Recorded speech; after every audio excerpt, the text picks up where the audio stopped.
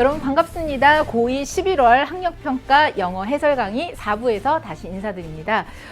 올해는 참 운이 좋게도요. 우리 2학년 학생들하고 3월, 6월, 9월, 11월까지 꾸준히 학력평가도 함께하고 또 학평 변형 강의까지 함께하면서 그간에 쌓인 그 노하우들과 아니면 여러분과 또 나눴던 깊은 정들 이런 것들이 참 예년하고는 남다르게 느껴지더라고요. 그래서 강의 준비하면서도 김도현 선생님과 함께 우리가 강의를 통해서 학생들에게 더 많은 것을 주려고 또 노력도 했었지만 또 학생들을 통해서 우리가 많이 응원받고 또 학생들로부터 우리가 얻은 선물도 참 많은 것 같다라고 하면서 지난 학평 강의 그리고 또 변형 강의에 대한 그 소회들을 나누었었는데요. 자, 이제 마지막 부분 가면서 드디어 이제 조금 지나고 나면 여러분들이 수험생, 예비 수험생이 아닌 진짜 수험생이 되는 것 같더라고요. 그간의 노력과 그간의 땀방울들이 결코 헛되지는 않을 테니까요. 약간의 자만심 내려놓으시고 나는 왜 해도 안 되는 걸까? 자, 이렇게 생각하세요. 거의 고지까지 다 왔는데 어떤 고개를 넘을 때가 정말 마지막 깔딱깔딱하는 최고의 좀 에너지와 그 다음에 최고의 심리적인 동요가 생기는 건 당연하잖아요. 따라서 해도 안 되는 게 아니라 조금은 남았어요.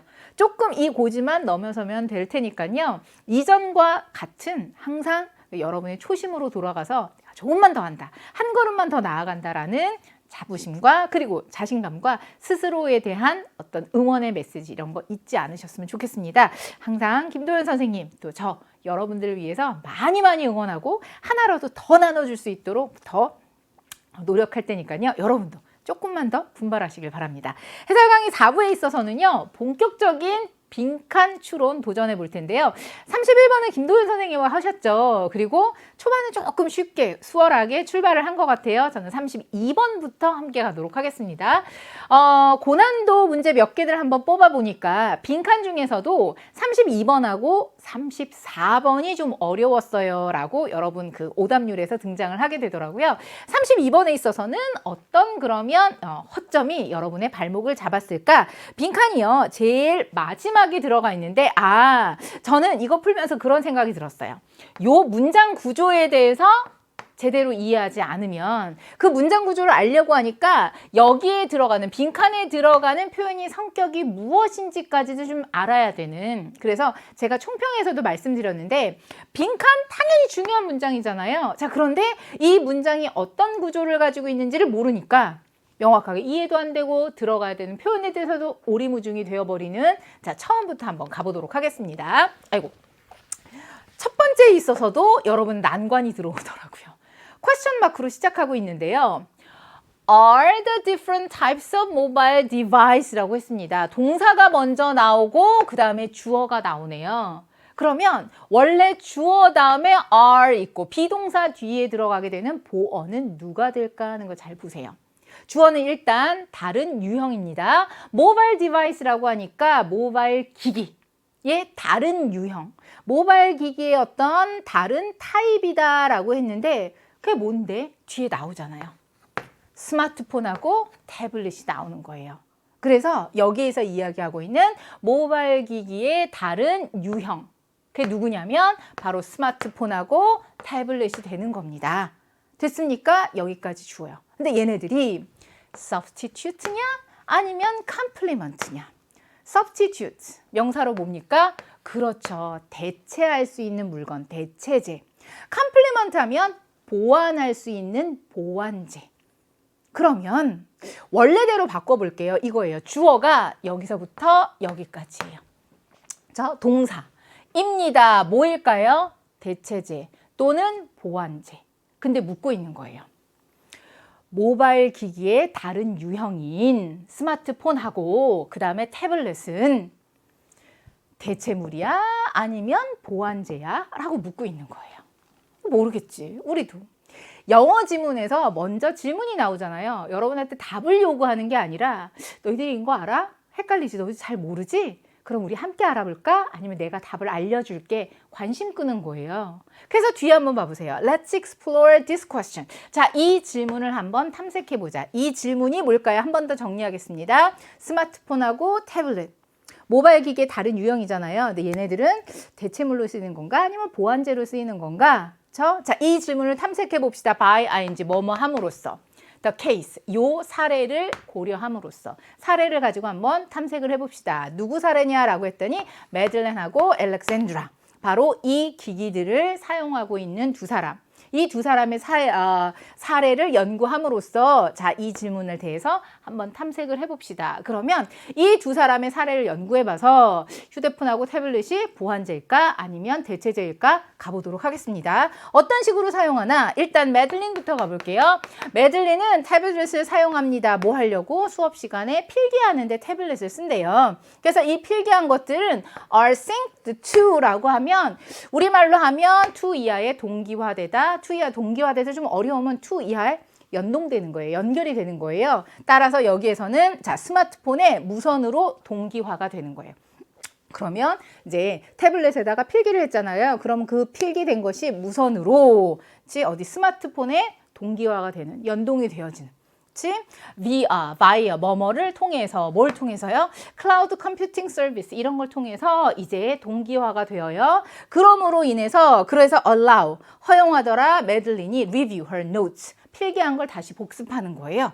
어디에서? 전화에서, 폰에서, during 뭐 하는 동안에 집으로 돌아가는 버스 안에서. 자, 그러면 메들린은 지금 태블릿하고 폰을 어떻게 쓰고 있습니까? 스마트폰을요. 태블릿에다 필기를 했죠. 필기한 것이 어디에? 휴대폰에 이렇게 동기화가 되는 거예요. 그래서 버스 타고 집에 가는 동안에 버스 안에서 그쵸? 자, 그럼 휴대전화에서 그 필기한 걸 보고 이렇게 복습을 하게 되는 메들린은 이런 식으로 태블릿과 스마트폰을 쓰고 있구나. 자, 이렇게 쓰는 친구들 꽤 있을 테니까 어떤 상황인지 이해가 됐을 거예요. 그럼 알렉산드라 한번 가볼게요. 자, 알렉산드라는 폰하고 태블릿을 사용하더라. 뭐 하는데? surf. 인터넷 검색하고 write. 이메일 쓰고 소셜미디어 체크하는 데다가 쓰더라. to 이하의 자, 동사 원형 3개가 붙어 있습니다. 이런 식으로 쓰는구나. 그래서 이 두 개의 기기는 알렉산드라로 하여금 뭐 하도록? 액세스 온라인 서비스. 온라인 서비스에 접근하도록 해주더라. when? 언제요? 집에 있는 her desk 탑 컴퓨터이라고 하니까 뭐 집인지는 모르겠지만 어쨌든 그녀가 쓰는 데스크탑 컴퓨터 있잖아요. 그거랑 좀 멀리 떨어져 있을 때, 즉 데스크탑 컴퓨터를 쓸 수가 없을 때에 요 두 기기로 인해서 뭐를 온라인 서비스에 접근을 할 수가 있구나라고 해서 또 알렉산드라는 요런 식으로 쓰더라 하는 겁니다. 자, 그럼 두 사람의 용도가 다르죠. 한 사람은 태블릿에 필기해서 그거 휴대폰에 이렇게 그 동기화가 되면 그걸 버스 안에서 이렇게 보게 되는 알렉산드라 같은 경우엔 데스크탑 컴퓨터 못 쓰게 될 때 그럴 때 어떻게 해요?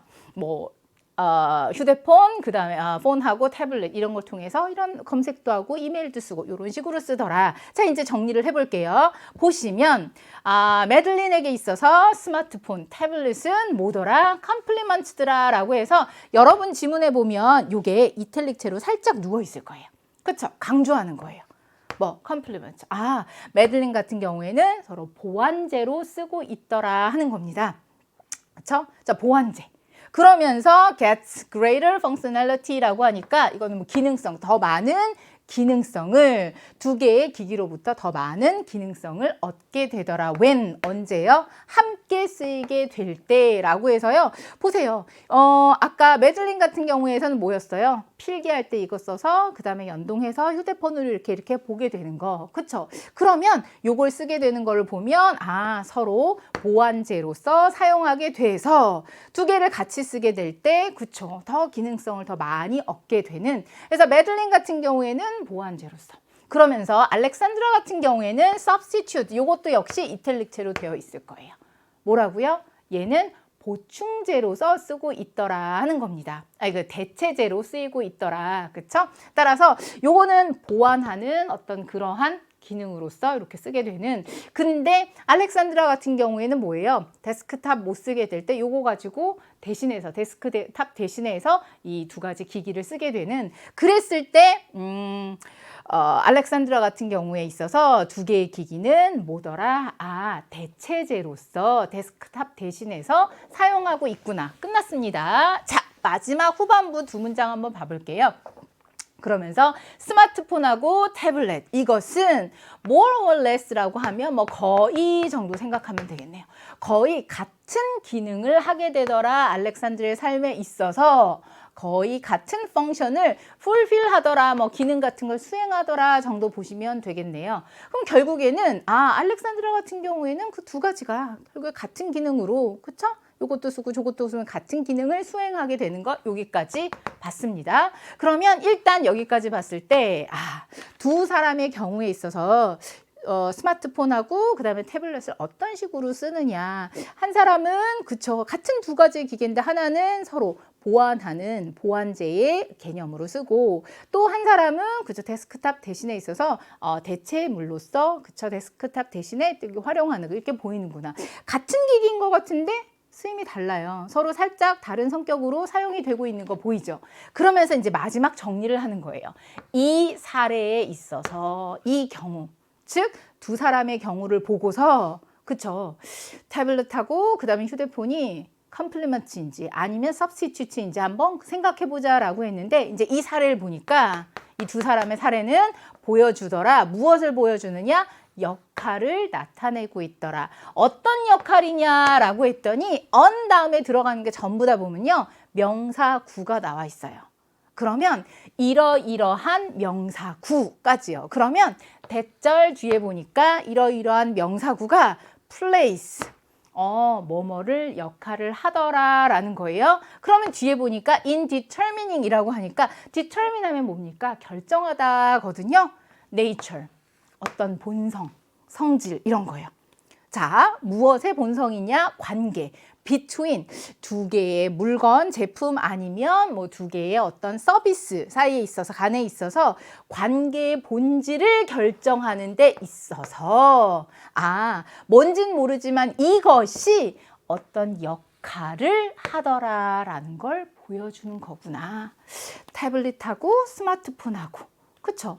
이걸 어떤 식으로 쓰이고 있느냐에 있어서 결정적으로 중요한 것은 들어가는 게 무엇일까라고 했을 때 얘가 하고 있는 역할을 보여주는 거구나. 그러면요, 이 사례에서 봤을 때 뭐예요? 같은 기기이지만 이 사람은 이렇게 쓰고 저 사람은 저렇게 쓰고, 그쵸?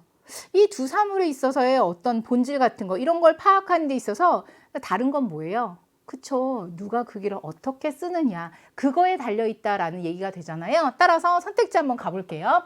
Interaction with other people 라고 하니까 다른 사람들과의 어떤 관계, 이것이 하는 역할, 다른 사람들하고의 관계, 여기선 딴 사람들하고의 상호관계가 아니라 매들린은 이렇게 쓰고 그 다음에 알렉산드라는 이렇게 쓰더라라는 게 조금 서로 다르게 보이는 거, 요거 얘기하는 거지. 다른 사람들하고의 관계, 상호작용은 나오지 않고요.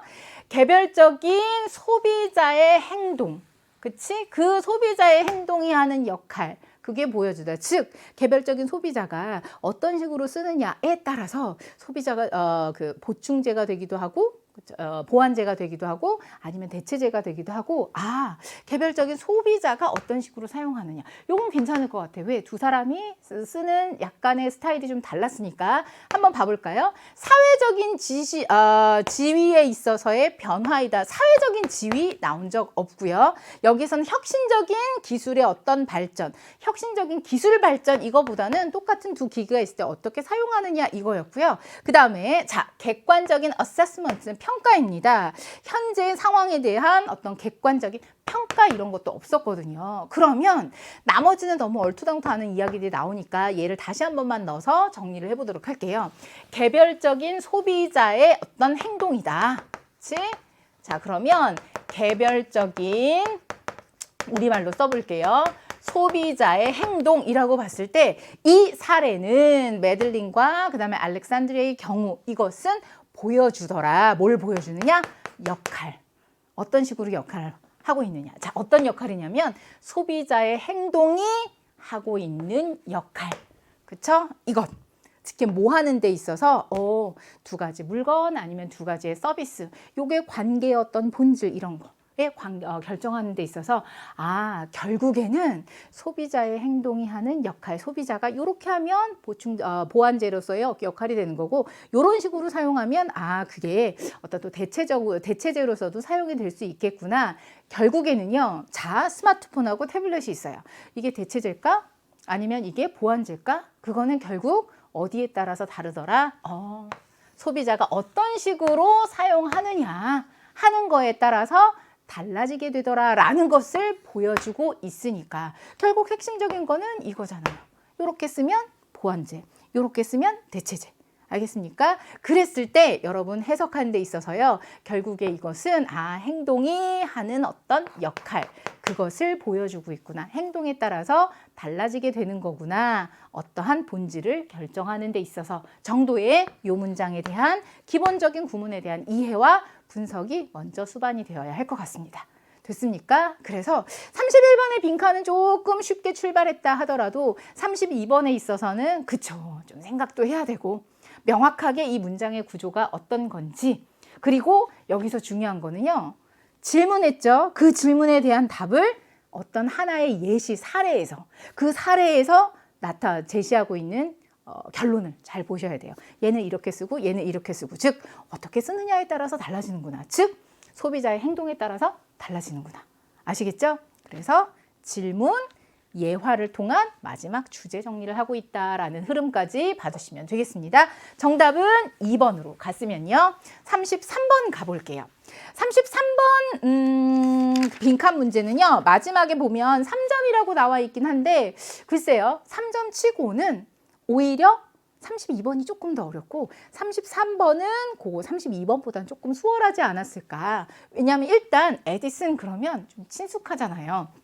에디슨 이야기 가보도록 하겠습니다. 당연히 창의적인 천재였죠. 하지만 첫 번째 딱 복병이 나오네요. It was not until 이라고 하니까 뭐뭐 할 때까지는 아니더라. 되게 좀 복잡하죠. 그런데 이런 데서 여러분이 가지고 있는 풍부한 구문 실력이 있으면 참 좋을 것 같은데, 자 보세요. It is 혹은 it was 그리고 뒤에 not until 나오잖아요. 여러분이 알고 있으면 되게 편안한 구문 뭐냐면요. it, that 강조 구문 안에 not until이 들어가 있는 것으로 보면 돼요. 그래서 아예 이건 따로 정리를 해두세요. It is 혹은 it was 다음에 not until 나오잖아요. 그리고 that 뒤에 쭉 이어지게 되면 해석할 때요. 그쵸? 뭐뭐 하고 나서야 비로소 that이야 하다. 이렇게 이야기하시면 되겠습니다. 그래서 it, that 사이에 not until 구문이 들어갔다. 어떻게 해요? 뭐뭐 하고 나서야 비로소 that이야 하다. 이렇게 되는 거예요. 이거는 내신 시험 같은 데서도 많이 활용될 수 있을 테니까 요거는 제가 다음번에 변형 특강 할 때도 꼭 한번 꼼꼼하게 설명을 해드릴 테니까 일단은 해석을 한번 해보세요.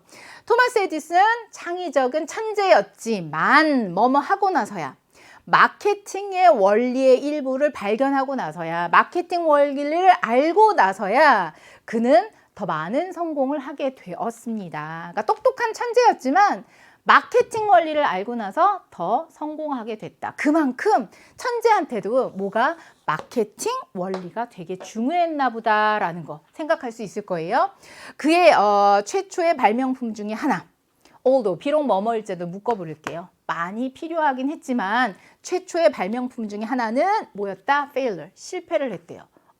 실패한 최초의 발명품 중에 하나가 뭐지? 뒤에 나옵니다. 1869년에 뭘 만들어서 패턴트했냐. 여러분 패턴트라고 하면 지난번 모의고사에 한번 나왔었던, 그래서 여러분 좀 많이 멘붕에 빠졌었던 그 지문에 나왔던 단어인데 뭐죠? 패턴트라고 하면 특허권도 있지만 그쵸, 특허를 내다 뭐 이런 거 기억나시나요? 그래서 어휘는요 자꾸 쌓여야 되는 거예요. 이번에 공부하고 버리고 또 버리고 이게 아니라 계속 누적돼서 또 만나고 이러거든요. 자, 1869년에 만들어서 특허를 냈습니다 라고 했는데 전자식의 vote recorder라고 하니까 투표 이렇게 기록하는 거예요. which라고 해서 자 전자식의 투표 기록하는 기계, 그거에 대해서 설명을 해주고 있네요. 기록하고 토탈 합계를 내는 거예요. 투표. 어디에서? 매사추세츠 스테이트 레지스트레이처이라고 하니까 여기에서는 매사추세츠의 어떤 의회에서라고 하면 되겠네요. 그쵸? 그런데 기록하고 그 다음에 표를 합산하는 걸 되게 빨리 했대요. 이 의회에서, 매사추세츠 의회에서 되게 빠르게 된, 뭐보다 더 빨랐나 라고 했더니 의회의 오래된 매뉴얼 시스템이라고 손으로 하는 거, 투표하고 나서 이렇게 세는 거 수작업으로 하는 것보다는, 그쵸? 기계를 쓰니까. 그쵸? 자, 이 의회에 있어서 투표수 이거 기록하고 계산하는 게 손으로 하는 거 훨씬 빨랐습니다. 그러니까 그쵸? 되게 괜찮은 좋은 그러한 발명품인가 보다예요. 그런데 아까 실패했다고 했잖아요. 무슨 이유로 실패를 했는지. 자, 이런 기계를 만들어서 특허를 냈는데 놀랍게도 에디슨 놀랍게도 자 실패를 했습니다. 이유는 뭘까요? 보시면 take into account가 있을 거예요. 수거예요. 뭐뭐를 고려하다. 근데 not이에요. 에디슨은 legislators habits라고 하니까 의원들의 습관을 고려를 안 한 거예요. 의원들의 습관을 고려 안 하고 그냥 기계를 만들어서 실패를 했다. 그러면 습관이 뭐냐? 의원들은 didn't like, 좋아하지 않아요. 자, 빨리 효율적으로 투표하는 거 안 좋아했대요. 빨리 하는 거 싫어했대요. 왜? 의원들은 좋아했는데 로비하기를 원한 거예요. 그들의 동료 의원들에게 로비를 하고 싶었던 거예요. as 뭐 하는 동안에? 투표가 진행되는 동안에, 투표하는 동안에 의원들한테 로비도 하고 뭔가를 하고 싶어. 근데 투표 기록하고 이거 이제 계산 합계하고 이게 너무 빨리 돼버리니까 의원들은 그게 싫은 거예요. 아니 좋은 걸 만들었지만 의원들은 그게 싫어하니까 그러니까 실패할 수밖에 없겠네. 자, 에디슨 훌륭한 아이디어를 가졌지만 그렇지만 misunderstood니까 오해한 거예요. 이해를 제대로 못한 거예요. 뭐 고객의 요구사항, 필요사항을 제대로 이해를 못한 거예요. 그쵸? 그래서 요런 거 만들면 좋겠다인데 실제로 만들었더니 고객의 필요한테는 필요를 잘 모르고서 실제를 만들었는데 그걸 안 좋아하는 거니까. 그쵸? 자, 그래서 he learned 자신의 실패에서 배웠습니다. 뭘 배웠느냐라고 했더니 실패에서 배운 게 뭐냐면 관계. 뭐와의 관계? 그래서 인벤션하고 마케팅의 관계에 대해서 배웠구나. 발명해도 좋아요. 근데 실제로 고객들이 원하지 않는 거, 그거 해봤자 안 팔리게 되는 거니까. 그쵸? 그래서 에디슨은 배웠습니다. 뭘 배웠느냐? 마케팅하고 발명. 이것은 integrate 알아두세요. 통합하다거든요. must be integrated. 그러니까 반드시 통합되어야 된다. 마케팅하고 발명하고 같이 가야 되는 거구나. 그러려면 어떻게 해야 될까? 자, 뒤에 이런 이야기가 나옵니다. anything that won't sell 이라고 하니까 팔리지 않을 것. 절대 안 팔릴 거 I don't want to invent. 안 팔릴 거 나 발명하고 싶지 않아 라고 이야기를 했습니다. 자, 판매 이것은 결국 유용성. 이것의 증거거든요. 유용성을 나타내는 거. 그리고 유용성이다 라고 하는 것은 결국 성공이 되는 거니까 잘 팔려야 유용한 거고 그 다음에 유용하다라고 하면 결국 성공이 되는 건데 안 팔린다. 즉 고객이 원하지 않는 걸 만들었다? 그럼 실패가 되는 거지. 그래서 깨달았습니다. 뭘 깨달았느냐? 이럴 필요가 있구나. 테일러, 동사로 테일러 하면요. 조정하는 거, 수정하는 거, 맞추는 거예요. 그래서 생각을 거기에 따라서 맞출 필요가 있구나. 그러니까 결국에는 마케팅을 좀 알아야 되는 거구나. 발명도 중요하지만 사람들이 필요한 거. 앞에 가보면 뭐가 있을까요? 그쵸? 고객의 필요성 이런 거를 알았어야 되는데 이런 걸 놓쳤구나. 그러면 들어갈 거 뭐 할 필요가 있을까요? 가보도록 하겠습니다. Consider the likelihood, 가능성이죠. 대량 생산의 가능성, 말도 아니고요. 발명의 디자인을 단순하게 하자, 디자인의 단순성도 아닙니다. Work with other inventors라고 하니까 다른 발명가들하고 함께 일하는 협력에 관한 얘기도 없고요. 자, 여기에서는 법에 관련된 지식 이야기도 없었어요. 자, put, 놓다, 고객의 필요를 앞쪽에다 먼저 놓다. 따라서 무엇을 우선순위에 두다라고 하니까 이 사람이 깨달은 마케팅의 원리는 결국 뭡니까? 고객의 필요성. 이걸 생각해야 많이 팔리는 유용한, 즉 성공하는 그러한 발명을 하게 되는 거구나. 따라서 들어가는 표현은 5번이 되는 거고 제일 첫 번째 문장 한번 봐보세요. 첫 번째 문장에 봐보시면 결국에는 마케팅 원리를 파악하고 나서야 더 크게 성공하게 됐다. 그럼 여기서의 마케팅의 원리는 뭡니까? 고객이 필요로 하는 것을 먼저 고려해야 되는 거구나. 그 핵심 내용이 바로 빈칸에 들어가는 거니까요. 그리고 쭉 나오는 뭐 표현이나 구문들이 첫 번째 문장 빼고서는 여러분이 대략은 유추할 수 있을 것 같아서 33번, 32번, 34번에 비해서는 조금 그래도 정답률이 높지 않았을까 싶은 생각이 듭니다. 정답! 몇 번? 5번까지 정리를 해두셨으면요. 아마 이번 시험에 있어서 가장 하이라이트가 되는 34번. 요거 기다리는 친구들이 되게 많을 것 같아요. 그리고 우리 2부에 있어서도요. attitude에 관련된 내용 배웠었는데 여기에서도 또 attitude가 나와서 지난번 9월 모의고사 때는 그 특허권에 있어서 우리가 좀 많이 헤맸는데 이번 시험에서는 attitude 관련된 지문이 2개나 나오면서 그 중에 하나가 우리를 괴롭혔구나라는 이번 시험에 있어서 아주 핵심 키워드가 아닐까 싶은 생각이 듭니다. 그런데 제가 한 가지 조언을 드리면요. 빈칸이 4개가 나오잖아요. 31번부터 34번까지 어쩔 수 없이 후반에 있는 34번은요. 3점짜리일 가능성도 많고 따라서 좀 난이도도 높아질 가능성도 많으니까 마음의 준비를 하세요. 원래 어려운 지문이 나올 차례야. 좀 어렵다 하더라도 너무 기죽지 말고 원래 어려운 거. 나만 어려운 게 아니라 다들 친구들이 어려운 거니까 차근차근 내가 할 수 있을 만큼 도전하자 여야지 처음부터 이렇게 주눅 들어서 나 이거 못하는데 이거 어떡하지 이렇게 되면요 쉬운 것도 눈에 안 보여요. 자, 얼만큼 어려웠는지 한번 가보도록 하겠습니다. attitude, 태도라는 것은 has been conceptualized라고 하니까 conceptualize라고 하면 개념화하다. 수동태를 써서 개념화되어 오고 있습니다. 어디요? 4개의 중요한 components라고 하면 요소 정도 생각하면 되겠네요. 그래서 태도다라고 하면 개념화되어졌다. 어떻게 해요? 4개의 주요 요소로. 그 4개의 주요 요소가 뭐냐라고 해서 땡땡 나오네. affective. 감정적인 요소. 괄호는 일단 넘어갈게요. cognitive. 인지적인 요소, 인지적인 요소. behavioral intention이라고 하니까 어떤 행동의 의도. 그리고 마지막에 가서 and 그리고 행동.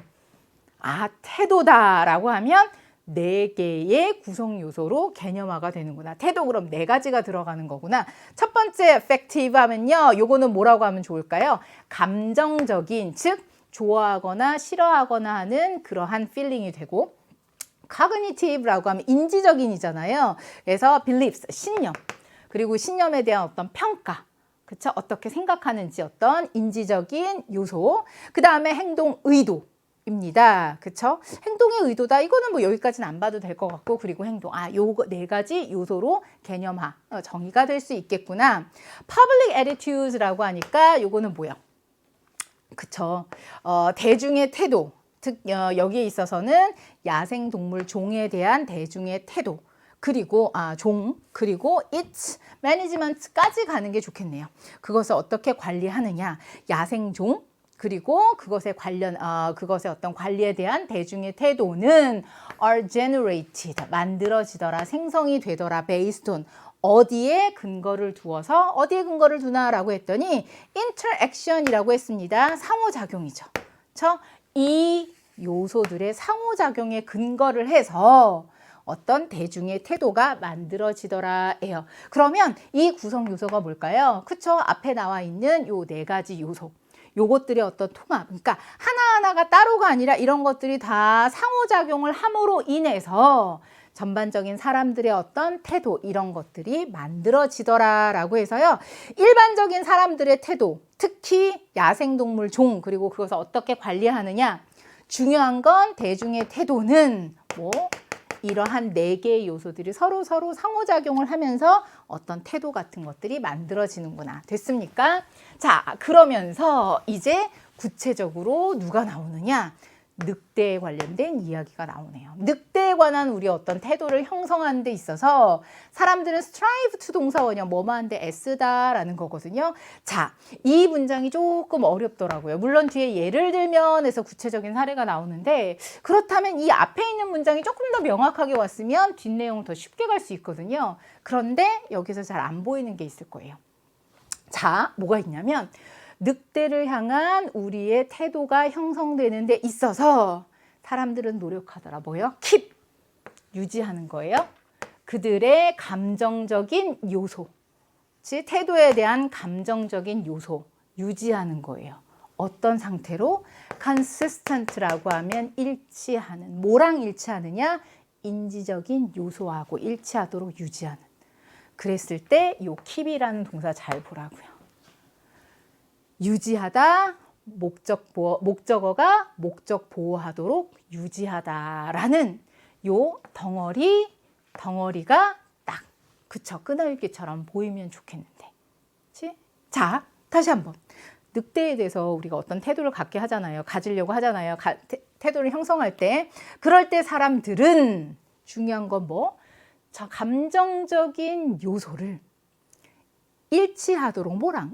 인지적인 요소랑 일치하게 같이 가는 거예요. 그래서 여기에 있어서 긍정적인 감정의 어떤 요소를 갖고 있다라고 하면 인지적인 것도 긍정적으로, 얘가 부정적이다라고 하면 얘도 부정적으로. 그러니까 뭔가 이렇게 통일성 있게. 그러면 이거 앞에 있는 거랑 또 연결되는 거 느껴지지 않아요? 보세요. 야생종과 야생생명의 생물의 어떤 야생동물의 종, 그 다음에 관리에 있어서 대중의 태도는 어떻게 만들어진다고?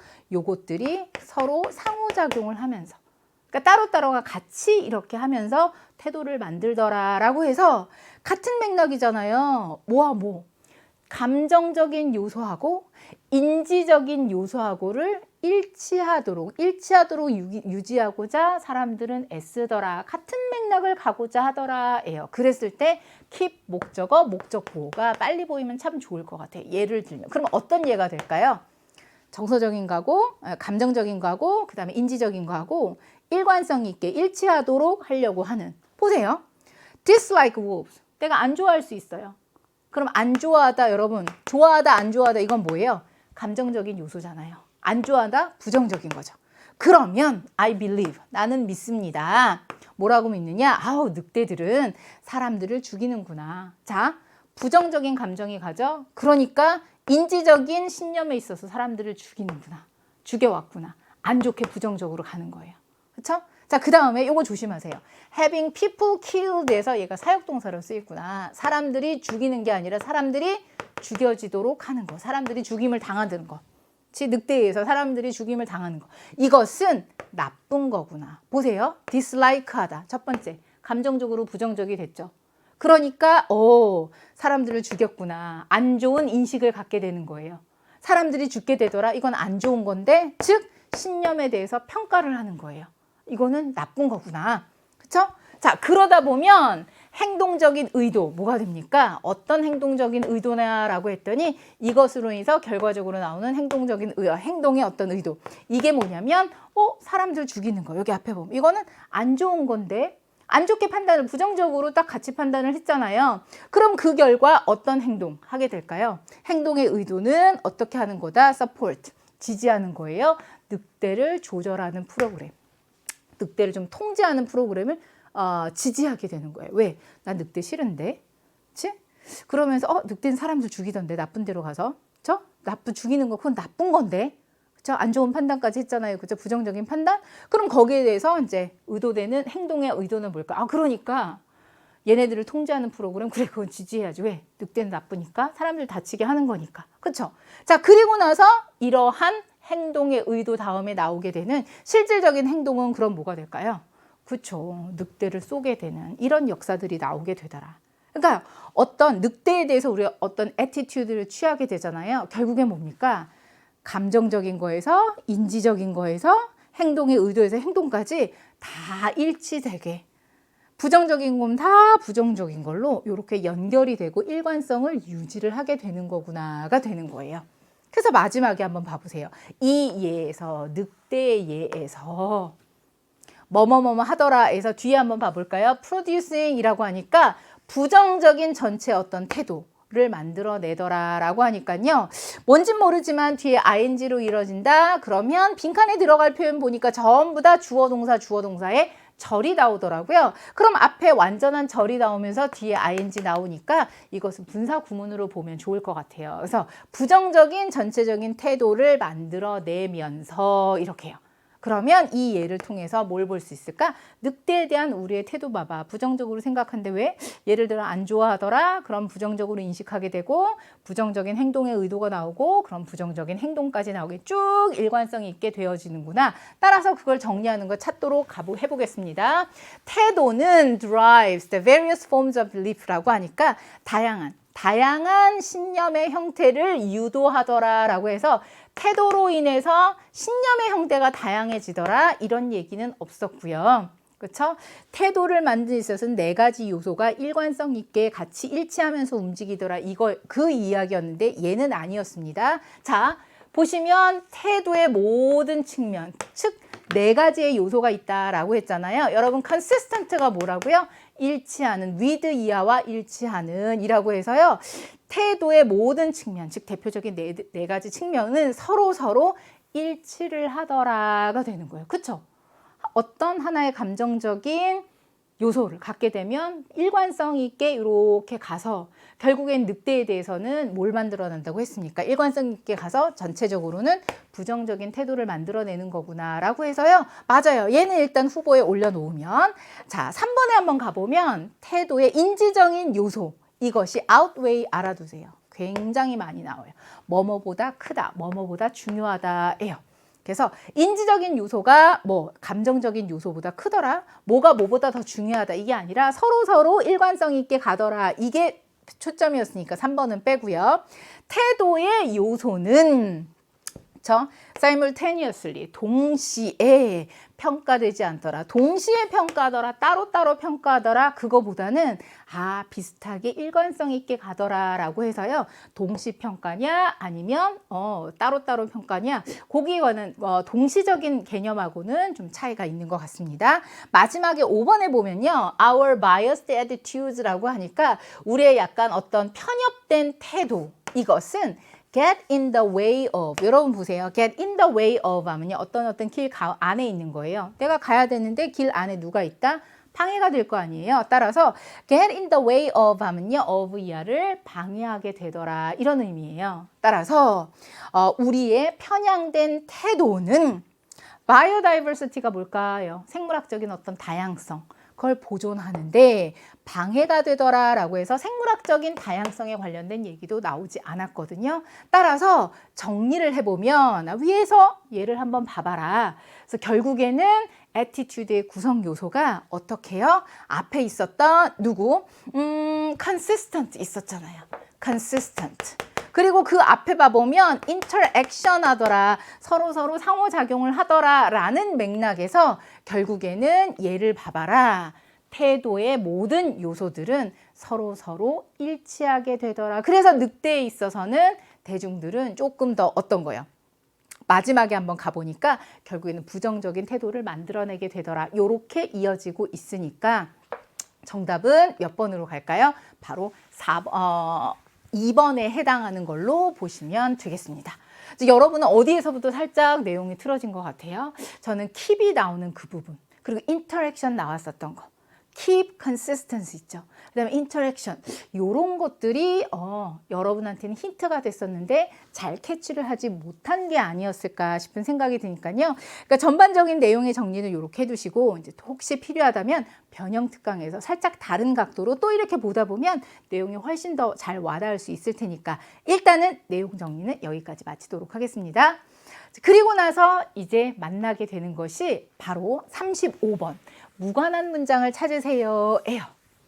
그럼 뭐에 관해서 이야기하고 있나 봤더니 문화적인 세계화가 처음에 나오고 있네요. 문화적인 세계화다라고 했어요. 자, 이것은 multiple, 다수의 중심지를 아시아에 가지고 있더라. like 뭐뭐처럼 정도요. 뭐처럼? 발리우드 영화 어디에서 만들어진? 인도에서 만들어진 발리우드 영화 그리고 쿵푸 영화예요. 쿵푸 영화 어디? 홍콩에서 만들어진 쿵푸 영화 이런 것들처럼 보세요. 문화적인 세계화다. 아시아에 있어서도 다수의 중심지를 가지고 있더라. 문화의 세계화다라고 하니까 발리우드 영화처럼 쿵푸 영화처럼 아시아에 있어서도 다수의 중심지가 있더라. 딱 안 와닿는다 그러면 조금만 더 가보도록 할게요. They are subtitled라고 하니까 여러분 be subtitled라고 하면요. 그쵸. 자막 처리가 되다 해요. 이 영화들은 자막 처리가 되더라. 어떻게 해요? 자그마치 17개의 언어로 자막 처리가 돼서 여기 인도 영화, 뭐 쿵우 영화 이런 것들 자막 처리가 되어서 and distributed라고 하니까 이제 배분이 되더라. 분배가 되더라. 어디요? 특정 디아스포라스. 디아스포라스는 밑에 한번 봐보세요. 뭐라고 나와 있냐면 이주하여 해외에 사는 사람들 또는 그 집단이다라고 했는데요. 자, 문화의 세계화 이런 얘기하면서 여기저기에서 홍콩에서 만들어진 영화, 그 다음에 또 뭐 발리우드에서 만들어진 그쵸?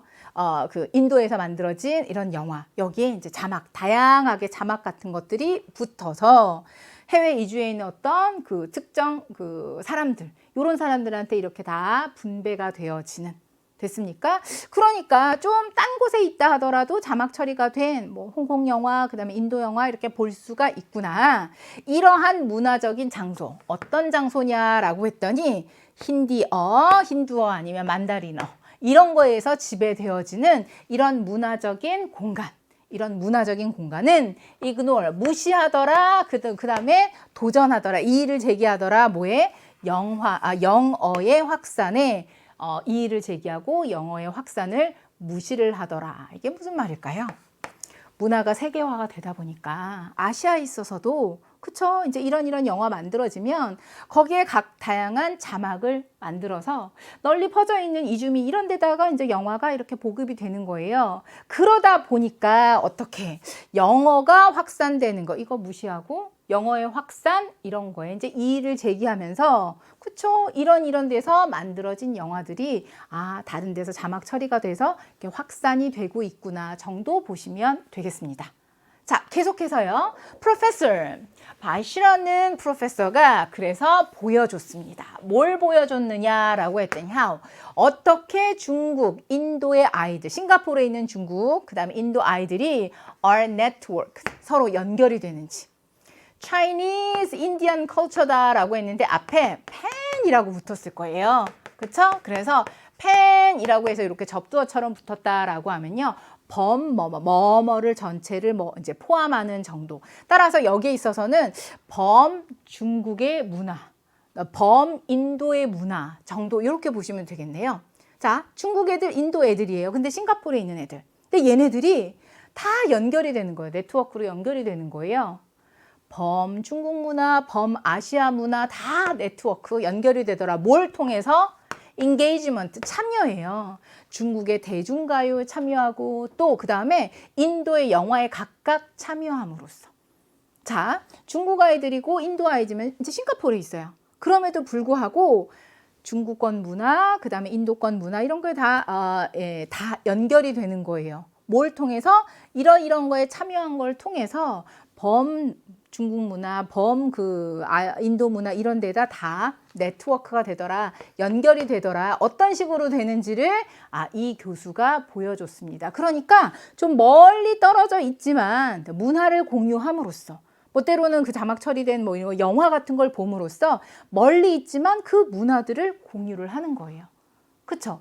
그러면서 우리가 굳이 영어 이런 거에 있어서도 영어가 확산되는 거 이런 거에 대해서도 약간 무시하면서 그 이의를 제기하는 굳이 세계 문화다라고 하면 영어만 이렇게 발산되는 게 아니라 확대되는 게 아니라 그쵸? 각 문화적인 거 만들어서 번역해서 아니면 그 자막 같은 거 처리해서 각지에 이렇게 배포가 되면서 곳곳에서 자기가 원하는 문화들을 즐기고 있구나. 그 이야기를 하고 있는 거예요. 자, 4번에 한번 가볼까요? As the world's two most populous nations라고 해서 populous 하면 인구가 많은 세계에서 가장 인구가 많은 두 나라. 그래서 두 나라잖아요. 누구? 중국이잖아요. 그쵸? 자, 그 중국하고 인도가 나오는데 세계에서 가장 인구가 많은 그 두 나라에서 중국은 인도의 가장 큰 무역 파트너입니다. 라고 해서 with the size of trade. 그러면 교역의 사이즈는 어느 정도 되느냐? 두 국가에 있어서 무역의 규모는 이 정도가 되더라 라고 해서 빌리언이라고 하면 10억이니까요. 따져보면 719 5억 달러 정도 되는 거네. 그쵸? 자, 여기서 살짝 달라지는 거 보이잖아요. 앞에서는 보면 지금 문화적인 얘기하고 있어요. 그래서 뭐 딴 곳에 산다 하더라도 이제는 뭐 문화의 어떤 세계화 이런 걸 통해서 딴 데 있어서도 네트워크 연결되어서 자기네들이 원하는 문화 이렇게 즐기게 되더라라는 것을 아이들의 사례에서도 볼 수 있거든요. 근데 갑자기 중국하고 인도 뭐 이런 게 나왔다고 해서 여기에 있어서는 갑자기 무엇으로? 무역의 파트너 얘기. 그쵸? 무역의 어떤 규모 이런 게 이야기가 넘어가니까 문화에서 갑자기 경제 파트로 넘어가니까 이거는 어색한데 살짝 생각해두고 있으세요. 그리고 나서 결정적으로 she가 누굴까요? 그녀는 따라서 그러므로 실증적으로 challenged라고 했으니까 도전했습니다. that이야라는 생각에 즉 that이야라는 생각에 이의를 제기했습니다. she, 그녀가 누굴까요? 그래서 4번 문장에 갔더니 she에 해당할 등장인물은 하나도 없네요. 빼버리고 나니까. 앞쪽으로 가니까 누굽니까? 아, 이 교수님이 여자였나 보다. 그럼 4번 문장을 빼고 나면 이 교수님을 무엇으로? she라고 받을 수 있으니까 무관한 문장은 4번으로 빼버리면 되겠구나. 됐습니까? 그럼 내용으로 한번 다시 가보도록 할게요. 3번 내용에서는 뭐예요? 싱가포르에 있는 중국 아이들, 그 다음에 인도 아이들, 얘네들이 어떤 식으로, 그쵸, 문화에 연결되어서 이렇게 그 문화들을 즐기고 있는지 이런 것들을 쭉 보여줬습니다. 그러면서 실증적으로 이 아이디어에 이의를 제기했습니다. 아이디어가 뭐냐? 아시아의 젊은이들은 victim, 희생자다, passive, 수동적인 희생자입니다라는 생각에 이의를 제기했습니다. 그러면 희생자는 희생자인데 뭐에 있어서? 문화적인 세계화에 있어서 아시아의 젊은이들은 희생자가 되고 있다. 또는 세계 문화다라고 했는데 어디? 서양에서부터 온 세계 문화. 그렇죠? 즉 문화 세계화 이런 거에 있어서 희생자다라고 했는데 서양에서부터 시작한 문화의 세계화라고 하니까 뭐 같은 문화가 이렇게 쫙 퍼질 것 같지만 실제로는 어때요? 싱가포르에 있는 중국 아이들이지만 중국의 팝 음악 이런 것들 다 네트워크화 되어서 그것들을 보고 즐기고 하더라라고 하니까 우리는 보통 세계화 그러면 서부에서 들어와서 영어 중심의 그 문화가 확 퍼질 거다라고 생각하지만 실제로는 그렇지 않더라. 즉 아시아의 젊은이들은 문화적인 세계화에 있어서 희생자구나. 지금 영어권 문화 이런 데 점점 섭렵당하구나. 그렇다는 그런 생각에 대해서 이의를 제기하다. 실제로는 그렇지 않습니다라는 것을 실제적으로 보여주고 있더라라는 게 돼서 그쵸? 그러면 이 보여주는 내용이 무엇이냐? 결국에는 3번에 해당하는 내용이 되겠구나라고 정리를 해두시면 되겠습니다.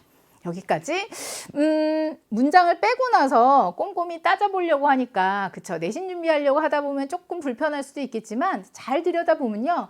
무관한 것을 찾으세요라고 하면 별 문제 없어요. 문화 얘기하다가 여기에서는 경제적인 교역, 문화 얘기, 교역, 경제 이야기하고 있으니까 빼버리고 professor 해당한 사람이 she입니다. 요렇게요. 그래서 때로는 문장을 제외하고 나서요. 제거하고 나서 정말 어떻게 유연하게 연결이 되느냐. 특히 이런 경우에 대명사가 누구랑 연결되는지를 확인하면요. 바로 금방 정답은 4번이구나 라는 거에 대한 확신을 가질 수 있을 것 같습니다. 자, 그러면 오늘 마지막 유형에 해당하는 순서 파악 해보도록 할게요.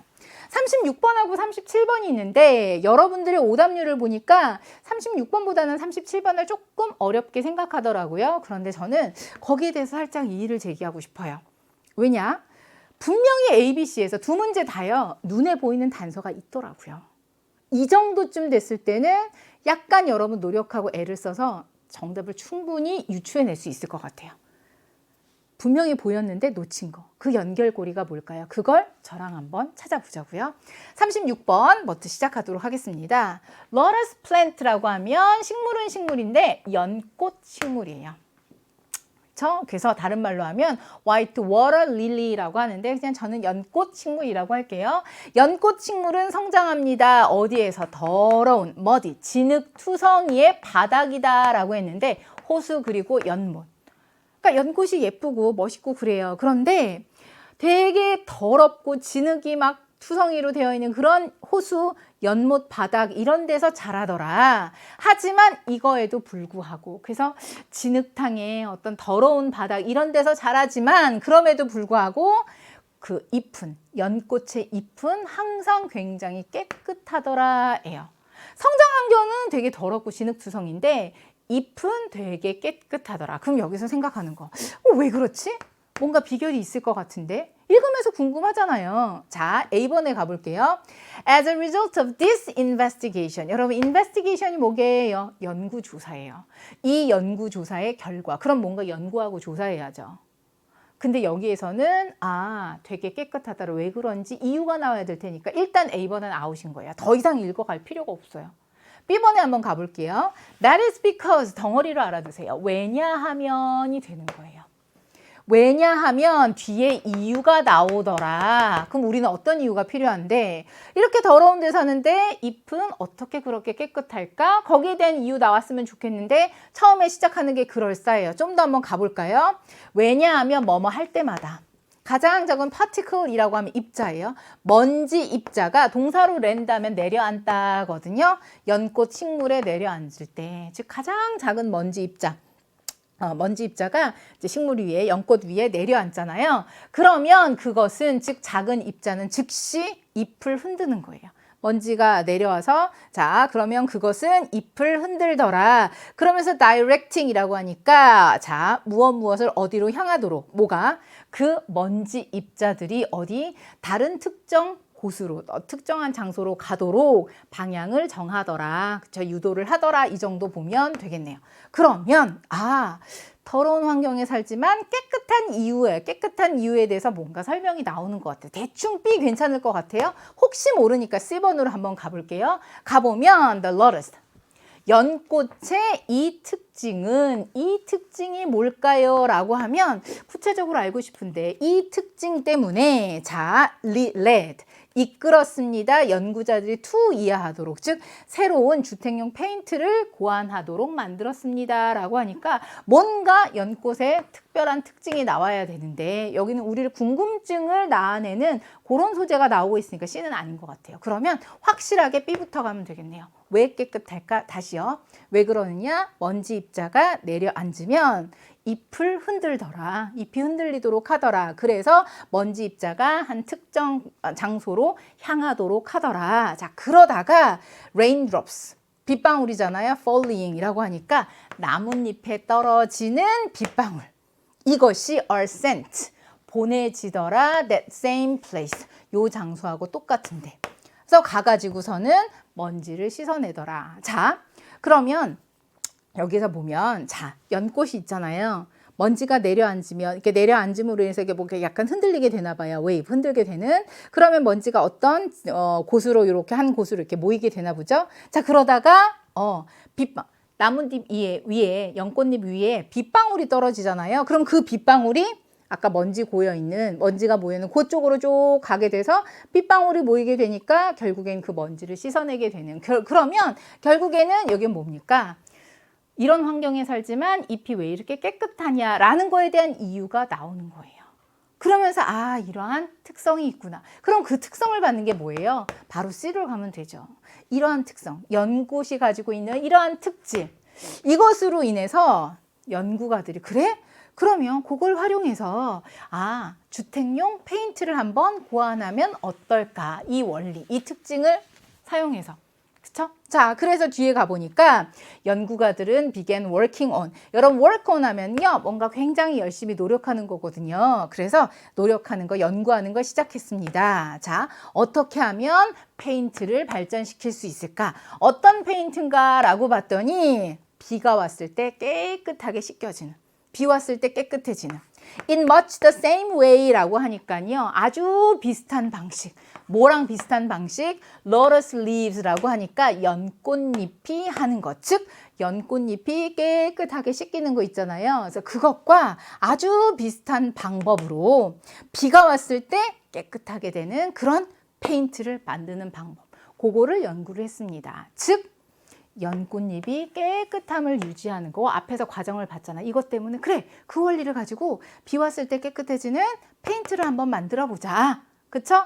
자, 그렇게 페인트를 만들도록 열심히 연구 노력한 거잖아요. 여기에 이어져서 가니까 A번에 봐보세요. 바로 이 연구의 결과라고 해서 이렇게 가면 되겠네요. 그래서 연구를 해서 결국 독일의 회사는요, 주택용 페인트를 만들었고, 그 다음에 유럽, 아시아 시장에서 이 제품은 출시가 됐습니다. that 이하의 보증과 함께 어떤 보증이냐라고 했더니 it would stay clean for 5 years. 5년 동안 깨끗함 유지할 수 있습니다. without 뭐 없이 요거는 세제이고요. 요거는 모래 같은 걸 분사하는 거. 그러니까 세제나 모래 분사 이런 것도 없이 5년 정도는 깨끗하게 유지가 됩니다라는 보증과 함께 실제로 이제 출시가 됐습니다 정도로 봐두시면 되겠네요. 그러면 B와 C와 A로 이어지는 것은 그쵸? B, C, A로 가니까 정답은 3번으로 가두면 되겠고요. 제가 난이도가 그렇게 어렵지 않다라고 말씀드린 건 뭡니까? 다시 한번. A번에 있어서는 얘가 보였어야 됐고요. B번에 있어서는 that is because 왜냐하면 뒤에 이유가 나옵니다 라는 것. 그리고 C에 있어서는요. 연꽃의 이 특징이라고 했으니까 각각의 단락에서 다 제시되고 있는 단서가 있잖아요. 그걸 여러분이 확인을 해서인지 36번은 그렇게 오답률이 높지는 않았어요. 그런데 37번은 왜 어려웠을까? 자, 일단 조금 사이즈가 길긴 하지만요. 그래도 눈에 보이는 게 있을 거예요. 보시면 자, 일단 주어진 박스 안에만 봐볼게요. 첫 번째 문장, 오유, like, 뭐뭐처럼이에요. 여기까지. Physiological discoveries라고 하면 생리학의 어떤 발견 정도 생각하면 되겠네요. 19세기 후반의 생리학의 발견처럼 오늘날의 biological breakthrough, 여러분 breakthrough 여러 번 나오니까 꼭 알아두세요. 획기적인 발견. 생물학의 획기적인 발견은 fundamentally, 근본적으로 altered. 여러분 alter가 뭘까요? 바꾸다. 근본적으로 바꿨습니다. 뭐를? 이해, 우리의 이해를 바꿨습니다. 뭐에 대한 이해냐? 인간 유기체가 어떻게 작용을 하는지에 대한 이해를 바꾸었고 will change, 바꿀 거다라고 해서 그러면 요거 누구랑 연결되나라고 봤더니 얘네요. 생물학적 발견, 획기적인 발견은 이런 이해를 has altered, 바꾸어 왔고, 그쵸? 이 주어 뒤에 이어지는 동사가 하나 더 오는 거예요. 바꿀 겁니다. 앞으로 바꿀 겁니다. 의료적인 practice, 행위요. 어떻게? 근본적으로 그리고 thoroughly, 철저하게 바꿀 겁니다. 마치 뭐뭐처럼. 그럼 얘는 빼버려도 되네요. 그럼 주인공은 뭐예요? 오늘날 생물학적인 획기적인 발견. 이것은 인간 유기체 작용에 관련돼서 우리의 이해를 바꾸어 왔고, 그러니까 생물학적인 획기적인 발견 때문에 인간에 대한 이해가 좀 바뀌어져 왔고, 그리고 앞으로는 어떻게 의료적인 행위, 이것을 바꿀 겁니다. 예요. 그럼 가장 주인공이 되는 거 뭐예요? 생물학적인 획기적인 발견. 이게 지금까지 이런 수정을 나왔고 앞으로 이런 변화를 만들어낼 거구나 까지가 전제가 깔렸습니다. 그런 다음에 B번에 딱 가서 조심할 거예요. 기억하십시오. 명령문이구나. 그런데 퀘스천이 들었어요. Remember. 그럼 뭐지? 자, 과학적인 방법. Remember, 기억하라. 근데 which는 뒤에서 꾸며주는 거니까 이러한 과학적인 방법 기억하십니까? 때로는요, 이거 글을 쓰다 보면 Do you remember? 이런 거 할 때 앞에 do you 같은 건 생략이 될 때가 있어요. 그래서 이 앞에는 do you가 생략됐다라고 보시고 명령문이 아니라 의문문이에요. 그것 때문에 살짝 놓친 친구도 있을 거예요. 기억하라가 아니라 which 이하하는 과학적인 방법 기억하십니까? 이렇게 되는 거예요. 그렇죠? 자, 그러면 어떤 과학적인 방법이냐? 여러분들이 첫 번째로 배웠어요. 초등학교로 되돌아가서 초등학교 때 첫 번째로 배웠던 과학적인 방법 기억나십니까? 자, 여기 있어서는 획기적인 방법, 생물학적인 획기적인 발견 때문에 이런 거 바꿔져 왔고 앞으로 이런 걸 바꿀 거다라고 했는데 뜬금없이 어린 시절에 있었던 과학적인 방법 바로 이어지기는 조금 논리적인 무리가 있죠. 죄송합니다. 자, B번에 한번 가볼게요. That's how science works 라고 하면 그것이 how, 과학이 작용하는 방법입니다. 라고 해서 과학이 작용하는 방법 바로 그것입니다. 그러면 앞에는 과학이 뭔가 작용하는 방법에 대해서 설명이 나와야 할 것 같아요. 근데 여기에서는 생물학적인 획기적인 발견이 이런 변화, 이런 변화를 만들 거다이지, 자, 뭔가 과학적인 과정에 대한 설명은 없거든요. 그래서 B도 아닌 것 같아요. 그러면 어디로 가느냐? C로 한번 가볼게요. 하지만 breakthrough라는 그 단어는 breakthrough하고 다운표 들어간 거 강조하는 거예요. 근데 이 말은 말이야. 그럼 그 말이 어디 있어요? 바로 여기에 등장하고 있잖아요. 생물학적인 획기적인 발견은 이런 거 변화를 낳을 거다. 하지만 이 단어는 이라고 하니까 C밖에 없어요. 왜냐하면 A, B에 있어서는 전혀 연결고리가 보이지가 않거든요. 자, 그럼 C부터 가볼게요. 자, 하지만 획기적인 발견이란 이 단어는 seems to imply, 암시하는 것 같더라. 어디? 사람들의 마음 속에서 암시하는 것 같더라. 이 단어는 어떤 획기적인 발견이다. 그러면 우리가 느끼기에는 뭐예요? 놀라운, unprecedented, 좀 어려운가요? 유례 없는, 전례 없는 revelation이라고 하면 발견 정도 보면 될 것 같아요. 근데 말이야, 이 단어는 사람들 마음속에 이런 의미를 암시하는 것 같아요. 획기적인 거다, 놀랍고 유례 없던, 전례 없던 뭔가 있던 발견이구나. 근데 발견은 발견인데 어떤 발견이냐? 즉시 모든 것을 명확하게 만드는. 그러니까 획기적인 발견이다 그러면 즉각적으로 뭔가 확실하게 바꾸는 그러한 유례 없는 어떤 발견? 이런 거를 암시하는 것처럼 보이는 것 같지만 실제로 뒤에 보세요. 과학은 doesn't work that way. 실제로는 그런 식으로 작용하지 않더라. 자, 그러면 요 주어진 데에서 생물학적인 획기적인 변화에 대한 단어를 설명을 했어요. 그렇죠? 근데 요 단어 한번 생각해 보자. 요 단어 그러면 뭔가 이렇게 확 달라진 거. 그쵸? 이런 것처럼 보이는데 실제로 과학은 그런 식이 뭐냐면 즉각적으로 모든 걸 명확하게 하는 그래서 발견. 여기서는 발견이라고 가야 되겠구나. 그런 발견 이런 거는 잘 보여주지 않습니다예요. 그러면 과학이다. 과학적인 획기적인 발견이다. 뭔가 이렇게 딱 명료하게 뭔가 쫙 나타내는 그런 건 아니다. 그럼 어떤 식으로 갈 건데 B번에 한번 가보면 아까 뭐였어요? 그것이 바로 과학이 작용하는 방법이다. 아직 과학 작용하는 방법 아니고요. 뭔지는 모르지만 과학은 그런 식으로 한 번에 딱 명료해지지 않아. 그럼 어떻게 갈 건데 A번을 한번 봐볼까? 그러면서 생각하는 게 뭡니까? 여러분 초등학교 때 과학적인 방법 생각나세요? 초등학교 때 과학적인 방법 뭐지? 자, 초등학교 때 과학적인 방법이다라고 하면 긴 그리고 어려운 과정을 거치더라. 어떤 거요? 관찰하고 그 다음에 가설을 내세우고 실험하고 검증하고 그 다음에 또 수정하고 리테스팅 다시 재검증하고 그 다음에 또 재검증하고 이게 바로 초등학교 때 과학적인 방법이라면 이런 과정을 거쳤잖아. A 괜찮은 것 같은데요? 그리고 아까 B에 남아있는 게 뭐였어요? B로 딱 갔을 때 이게 바로 과학이 작용하는 방법이야. 과학이라는 건 바로 이런 식으로 가는 거야. 어떤 식으로 가는 건데 아까 A번에 있어서 뭡니까?